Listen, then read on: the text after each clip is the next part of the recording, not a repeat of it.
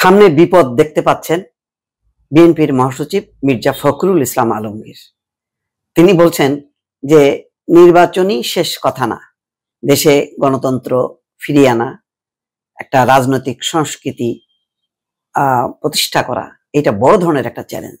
তাই তিনি বলছেন যে আমরা ট্রানজিশনাল পিরিয়ডে আছি, একটা দোলাচল চলছে। খুবই সঙ্গত কারণে কিন্তু বলছে। আমি তো নিজেই ভিডিও করতে করতে ভাবছি যে ধরনের বিভিন্ন শক্তির উত্থান ঘটেছে, এই শক্তিকে কিভাবে রাজনৈতিক গণতান্ত্রিক সংস্কৃতির মধ্যে নিয়ে আসা যাবে, এটা খুবই কঠিন।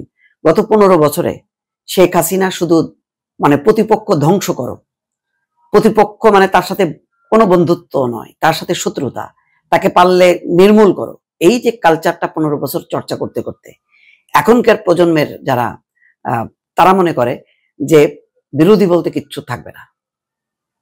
আওয়ামী লীগ আওয়ামী লীগ এবং তার যত আছে সব স্বৈরাচারের দোষর, ফলে ওদেরকে নির্মূল করো। এই নির্মূলের হচ্ছে ওই পাল্টাপাল্টি। আওয়ামী লীগ আমলে যেমন জামাত বিএনপি হচ্ছে সব রাজাকার, স্বাধীনতা বিরোধী, পাকিস্তানের চর, নির্মূল করো। এখন হচ্ছে আওয়ামী দোষর, ভারতের হচ্ছে দালাল, নির্মূল করো। এইটা একটা কঠিন পরিস্থিতি, সেই পরিস্থিতি এখন টের পাচ্ছেন। আপনি দেখেন বিচারের দিনে সারা দেশ জুড়ে যেটা ঘটলো, এটা তো আওয়ামী লীগরা এটা বিচার বানচালের জন্য তারা নানা ধরনের চেষ্টা চালাবে, কিন্তু দেখা গেল ওই বিচারের পক্ষের যারা, তারাও আবার আরেকটা গ্রুপ, তারা 32 নম্বর থেকে শুরু করে আব্দুল হামিদের বাসা বিভিন্ন জায়গায় নাশকতা শুরু করলো, মব তৈরি করলো। তা আপনি এই যে গোষ্ঠীটা, তারপরে আইন শৃঙ্খলা যে পরিস্থিতি, আপনি থানা পুলিশ সব নিষ্ক্রিয় হয়ে গেছে। আপনি থানা পুলিশকে সক্রিয় না করলে আইন শৃঙ্খলা আপনি কিভাবে নিয়ন্ত্রণ করবেন? সেনাবাহিনী তো নির্বাচনের পর বেড়াকায় ফিরবে, তখন পুলিশ সামলাতে পারবে? যে ধরনের দানবীয় শক্তির একটা উত্থান দেখা যাচ্ছে, আপনি এটাকে কি করবেন? তারপরেও একটা বিভাজিত একটা নির্বাচনটা হচ্ছে, আপনি বলতে পারবেন না যে এই নির্বাচন বলা যায় যে গণ অভ্যুত্থানের পক্ষের শক্তির নির্বাচন, কিন্তু তার বাইরে সমালোচকরা তো রয়েছে, জাতীয় পার্টি আছে, আওয়ামী লীগ আছে, তাদের রাজনীতির সুযোগটা কোথায়? তাদেরকে সব মিলাইলে কিন্তু তারা 30 থেকে 40 ভাগ। এটাকে উপেক্ষা করে আপনি কি গণতন্ত্র কায়েম করবেন, কি সংস্কৃতি চালু করবেন?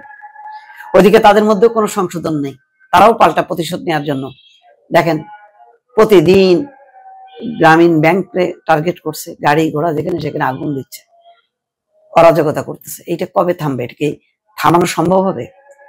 তারপরে আভ্যন্তরীণ ভাবে হঠাৎ করে বিএনপি জামাত বিপরীতমুখী হয়ে গেল, অদ্ভুত ব্যাপার। একসাথে লড়াই করলো 15 বছর, আজকে নির্বাচনকে সামনে রেখে এই গণভোট, জুলাই সনদ, নির্বাচিত পার্লামেন্ট এইটা বাস্তবায়ন করবেন, এই সমস্ত ধোয়া তুলে একটা বিভাজন ঘটে গেল। কিছু কিছু মৌলবাদী শক্তি, উগ্রবাদী শক্তি বলে যে কাদিয়ানীদের নিষিদ্ধ করো, শরিয়া আইনের মতন করে এই চালু করো, নারীদের 5 ঘন্টা কর্মঘণ্টা। এই যে একটা ভিন্ন ধরনের একটা ধর্মীয় উগ্রবাদের উত্থান, এটা গণতন্ত্রের মধ্যে আপনি এটাকে কিভাবে আনবেন? সবার অধিকার, সব ধর্ম, সব লিঙ্গর অধিকার, সব সম্প্রদায়ের অধিকার, সেগুলিকে আপনি কিভাবে এস্টাবলিশ করবেন? কঠিন চ্যালেঞ্জ। এই চ্যালেঞ্জটাকে সামনে রেখেই একটা নির্বাচন হচ্ছে কোন রকম, আমি বলবো যে, কিন্তু নির্বাচিত সরকার যেদিন আসবে, পার্লামেন্ট যেদিন আসবে, পরের দিন থেকেই আপনার নানা ধরনের ইস্যু তৈরি হবে। সেই ইস্যুগুলি কিভাবে গণতান্ত্রিক ভাবে মীমাংসা করা হবে, কিভাবে গণতন্ত্র প্রতিষ্ঠা করা হবে দিন শেষে, সেটা কিন্তু বড় চ্যালেঞ্জ। এই জন্য মির্জা ফখরুল ইসলাম আলমগীর বিপদ দেখতে পাচ্ছেন। আগে মনে করা হতো যে এই যে গণভোট, বিচার, সংস্কার, তারপর নির্বাচন, নির্বাচনটাই অনিশ্চিত, সেই জায়গাটা মোটামুটি নিশ্চিত হয়েছে, কিন্তু এই নির্বাচনটার পরেও তো অনেক কিছু ইস্যু থেকে গেল। এই যে দেখেন, চট করে একটা বন্দর চুক্তি করে ফেললো। নির্বাচিত সরকার যদি মনে করে এই চুক্তি সঠিক না, তখন কি হবে? বাতিল করবেন, বিশাল অঙ্কের আপনার ক্ষতিপূরণ দিতে হবে।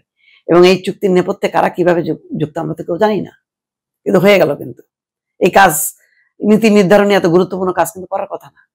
এই ধকল, এই 15 বছর এবং এই 1 বছরের যে ধরনের মব, যে ধরনের বিভিন্ন ব্যক্তি স্বার্থের যে কর্মকাণ্ডগুলো হয়েছে, এইগুলো সব তো নির্বাচিত সরকারের উপরে চেপে পড়বে। তখন কি হবে? আওয়ামী লীগ পরিবার ছাড়া সবাই রাস্তায় নেমেছিল। আজকে তোমরা যে ধরনের কাজ করতেছো, দুঃখ লাগে। সেনাবাহিনীকে বলো কুকুরের বাচ্চা। সেনাবাহিনী কুকুর, তারা কুকুর, তারা অশিক্ষিত, তারা মূর্খ, তারা টুকাই। সেনাবাহিনীকে বলো তোমরা আজকে যদি পুলিশ বাহিনীকে তোমরা যেভাবে ছোট করতো, তারা কি ডিউটি করবে না? তারা রাষ্ট্রীয় ফোর্সে রাষ্ট্রের জিনিস তারা পাহারা দিবে না? হ্যাঁ, তোমরা একটা কিছু অপরাধ করবা, তারা কি বাধা দিবে না? তোমরা যখন তাদের উপর আক্রমণ করবা, তাদেরকে ঠেলে দিবা, তাহলে তারা লাঠিচার্জ করবে না?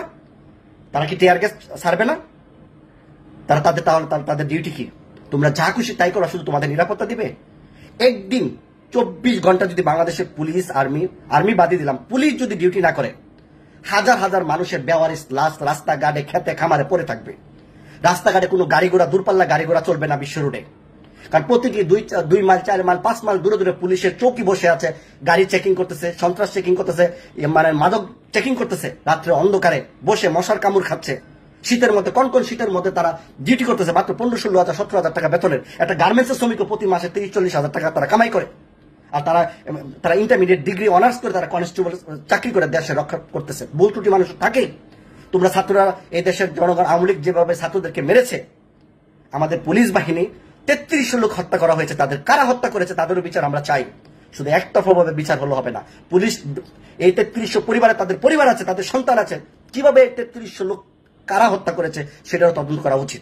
এই 3300 লোকের হাতে যদি অস্ত্র থাকতো, তারা মিনিমাম আরো 50,000 লোককে তারা হত্যা করার ক্ষমতা তাদের ছিল। এটা কিন্তু ভুলে গেলে চলবে না। আমার বাংলাদেশের সেনাবাহিনীকে তারা কুকুরের বাচ্চা বলে, কত বড় অসম্মান! হ্যাঁ, এবং ছাত্রদের নিরাপত্তাই নাকি তাদের কাজ।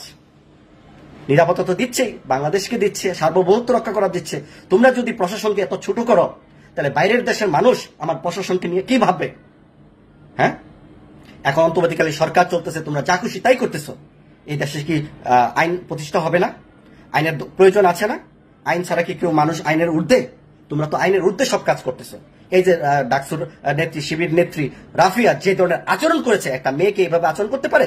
সারা বাংলাদেশের মানুষের কমেন্টগুলো দেখো, 1.5 থেকে 2 কোটি প্রবাসীদের কমেন্টগুলো দেখো, তোমাদেরকে নিয়ে কি টুল করা হচ্ছে।